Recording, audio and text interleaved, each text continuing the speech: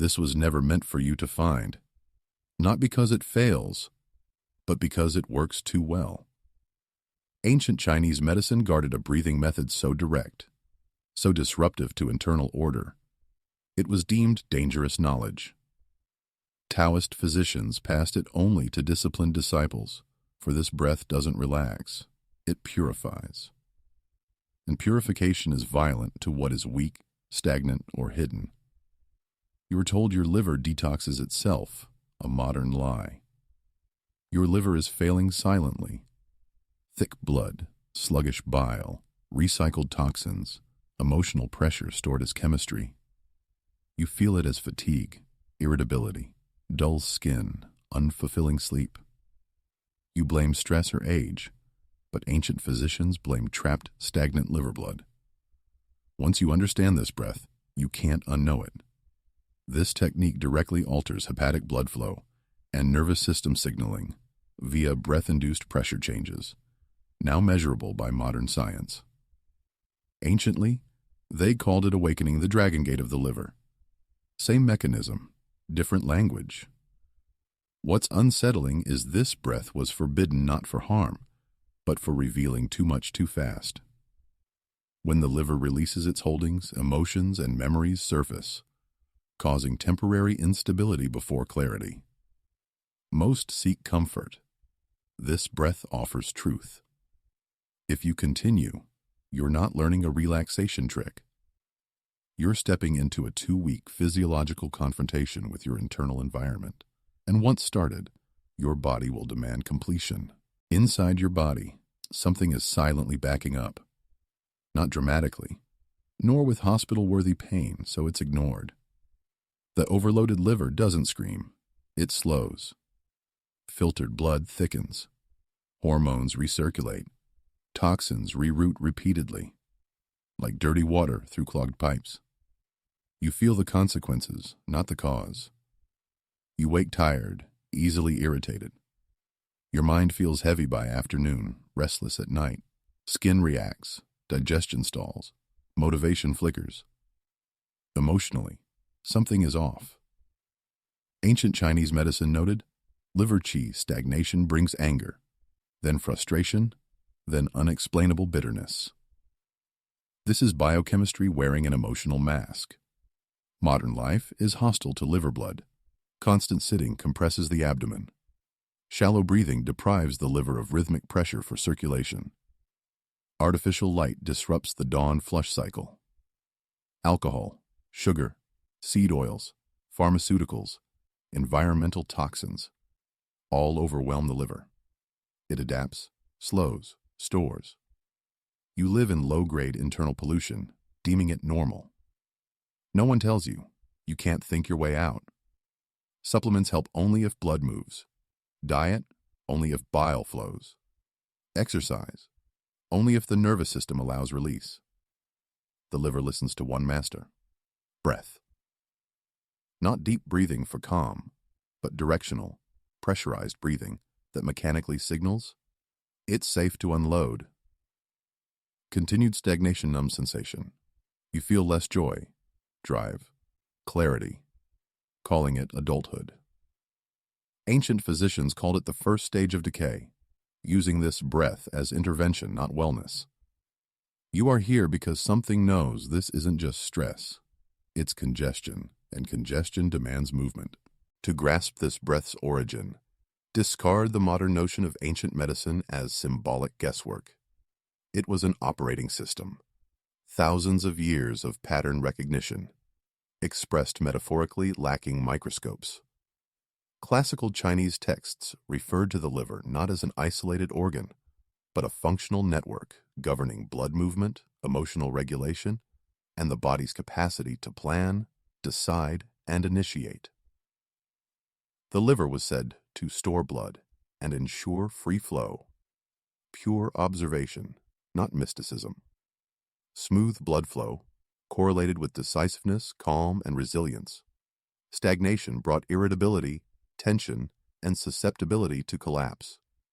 Dawn, between 1 to 3 a.m. and the first light, was identified as the liver system's most active window for internal purification. contingent on breath. This was mapped via the liver meridian, a pathway from the big toe, up inner legs, through the lower abdomen, into the rib cage. This meridian wasn't a skin line, but a map of pressure, tension, and circulation. Shallow breathing locked the rib cage, compressing the liver network. Guided downward and sideways, breathing moved blood, altered emotions, and clarified decisions, revealing breath as the lever. They also spoke of the Hun, the ethereal consciousness housed in the liver. Clean, moving blood stabilized the Hun, leading to deep sleep, clear dreams, and purposeful waking. Dirty or stagnant blood caused the Hun to wander, resulting in restless sleep, a scattered mind, and feeling pulled in many directions without commitment. This was consistent correlation, not superstition. Thus, rituals were designed around this knowledge. Not exercises, but rituals. Performed at specific times, with specific postures and directions, reflecting an understanding of circadian biology. The liver detox breath derives from this lineage, inseparable from discipline, timing, or intent, without which its effect diminishes. What you learn here isn't an ancient belief system. It's an ancient user manual for a biological function modern life has interrupted. Translating the ancient map into modern language reveals its mechanism. For mystery without mechanism is weak belief. This breath's effects are physically measurable. Specific inhale and exhale rhythms and directions change pressure gradients within the abdomen and rib cage, directly affecting hepatic blood flow. The liver, a living sponge of vessels, instantly responds to these mechanical signals. The core, unnamed but mastered mechanism, is the vagus nerve, the master switch between stress and repair. Unlike techniques weakly stimulating for calm, this breath alternates controlled pressure and release. This pumping effect signals safety to the autonomic nervous system, simultaneously mobilizing stored liver blood. Increased vagal tone grants the liver permission to detox aggressively, not defensively. Concurrently, nasal breathing with controlled resistance boosts nitric oxide production in the sinuses. Nitric oxide, a vascular key, dilates blood vessels, improves oxygen delivery, and enhances enzymatic detox reactions in hepatocytes. More nitric oxide means thinner blood, faster waste clearance, and better liver-brain communication. Ancient physicians observed the effect. Modern science measured the molecule. Another layer, breath rhythm directly entrains brainwaves. Slow, deliberate exhalation shifts the brain toward theta-dominant states, prioritizing internal regulation over external vigilance. Here, the brain reduces cortisol and increases parasympathetic signaling. The liver responds immediately. Cortisol commands holding. Parasympathetic signals release. This explains why emotional memories often surface. Chemistry shifts first, awareness follows. Finally, cellular cleanup. Improved oxygen delivery and reduced stress hormones activate autophagy pathways more efficiently. This isn't fasting-induced, it's breath-induced cellular housekeeping. Damaged proteins break down, inflammatory signals decrease, blood quality improves. You feel this not as a concept, but as lightness, warmth under the ribs, and effortless mental clarity. Thus, when ancient texts spoke of purifying blood, they described a cascade of nervous, vascular, and cellular events initiated by breath. This technique works because it speaks the body's native language: pressure, rhythm, and safety. Before learning the breath, understand. The body responds to conditions, not just techniques. Most fail by copying motion, but ignoring the setup. Taoist physicians prepared the nervous system first, knowing the liver won't open without the correct state. It will protect itself. As a neurobreath coach, I state, This protocol's rules are biological, not cultural.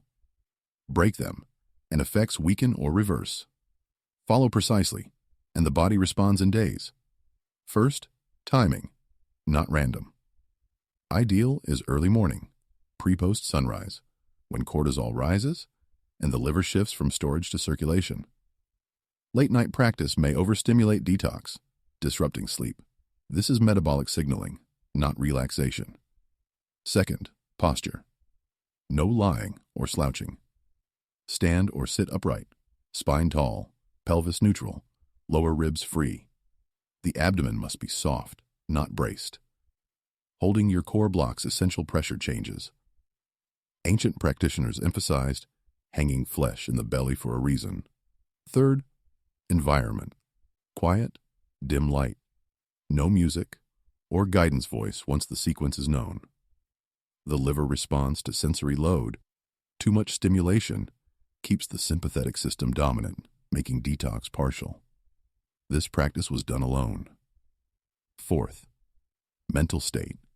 Observe sensation without judgment. Don't visualize success. Trying to control outcomes tightens the prefrontal cortex, drops vagal tone, and makes the liver hold back.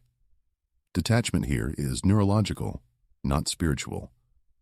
Perform this protocol daily for precisely 14 days. No more, no less. The liver operates in cycles. Interrupting resets progress. Extending risks exhaustion. Precision matters. Next, I will detail the breath itself. Every inhale, exhale, and micro-detail, determining if this becomes a blood-purifying intervention or just another forgotten exercise. Now learn the breath. Read fully before attempting. Once begun, the body follows instructions whether ready or not. Perform precisely, not forcefully. Power stems from control, not effort. Begin upright, spine long, chin slightly tucked, opening neck. Tongue lightly behind teeth, neurological circuit. Eyes half closed, jaw loose, shoulders heavy. Before the first breath, pause for 3 normal breaths, softening the belly completely to signal no threat.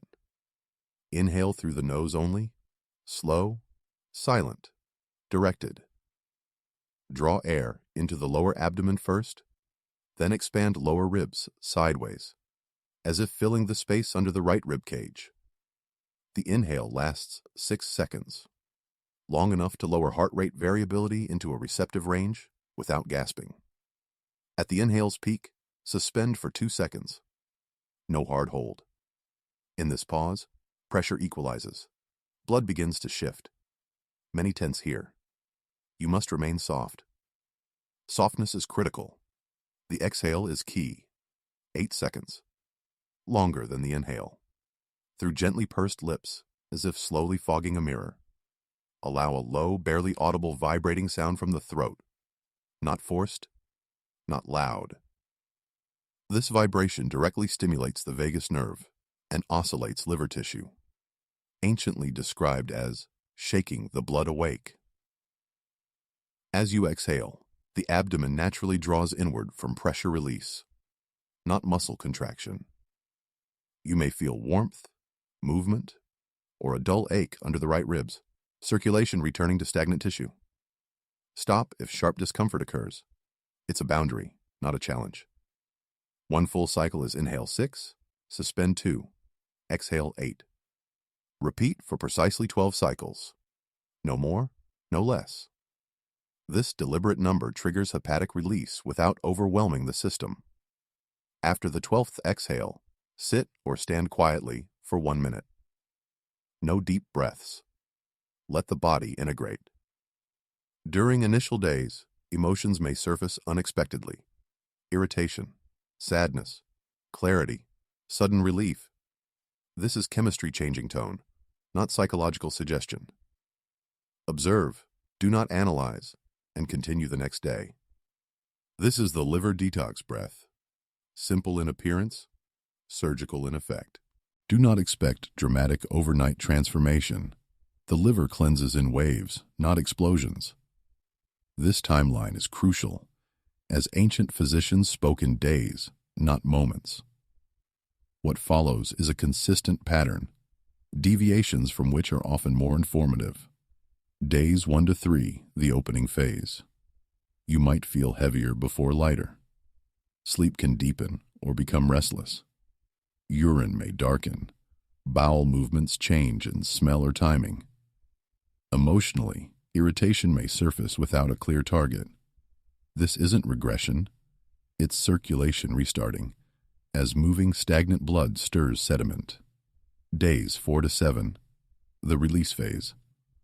Most report a distinct warmth or spaciousness under the right rib cage. Morning fatigue lifts. Skin tone subtly improves, gaining clarity, not just glow. The mind becomes less reactive, allowing a pause before responding, a sign of more efficient liver blood reaching the brain. Dreams may become vivid as the Hun stabilizes with improved blood quality. Days 8 to 10, the recalibration phase. Many quit here as novelty fades and discipline is tested.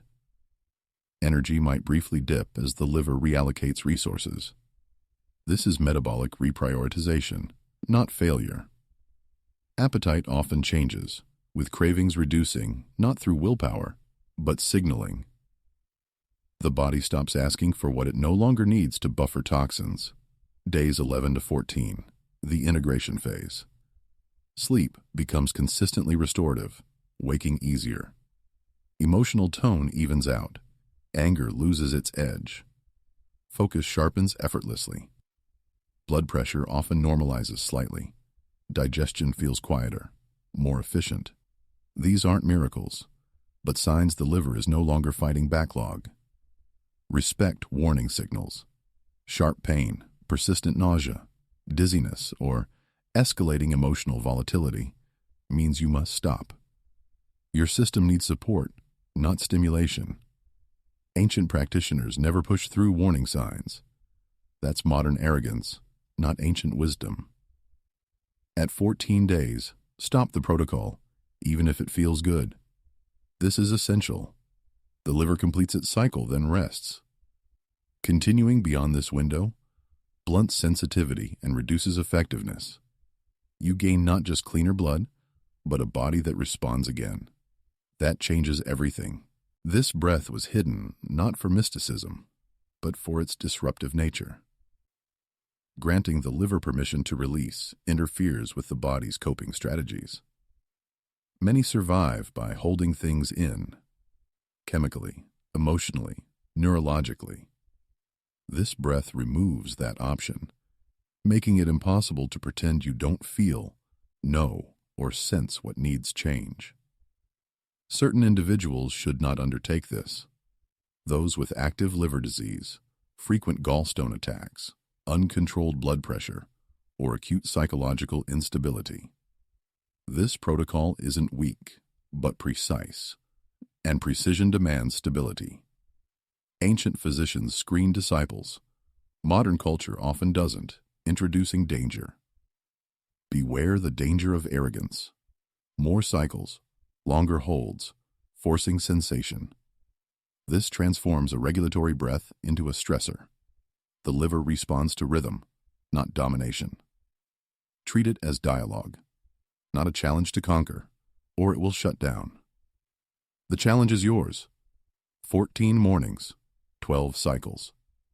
No skipping, no improvising, no discussing during practice. You need consistency, not validation. This isn't a wellness trend. It's a test of following a protocol without ego interference.